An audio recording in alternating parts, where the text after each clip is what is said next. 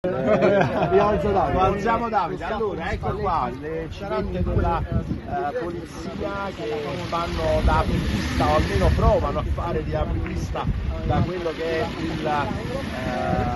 lo spazio, il pochissimo spazio. Ecco il bus d'ordinanza del Napoli, siete tantissimi collegati live e vi ringraziamo. Allora stiamo facendo la gara, veramente ci alza di più il cavalletto. Ci siamo arrivati, quindi fra poco proveremo a farli vedere all'ingresso dell'Acquamontis qui a Rivisondoli. Scatta un leggero applauso, ecco il bus d'ordinanza, eccolo qui, eccolo che arriva, vediamo chi c'è, vediamo se riusciamo a intravedere. Ecco qua.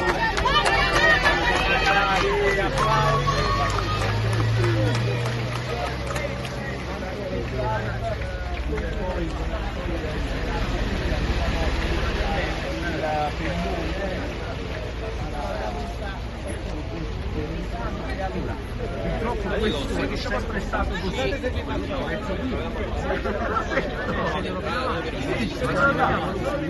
Non si riuscite a vedere un po' da un po' di distanza, chiaramente, e vi abbiamo fatto vedere l'arrivo del pullman del Napoli. Molto diverso da quello di prima. Sì, diciamo che signor, fermatevi così che stiamo a posto. Tanto qualche calciatore senza una fede di riuscire devono sentire il nostro calore. E fate un bel applauso da qui, dai.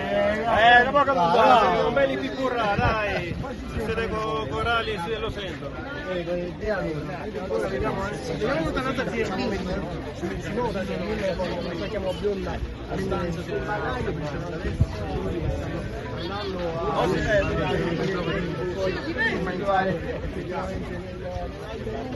la facilità è sempre stata qui davanti all'ingresso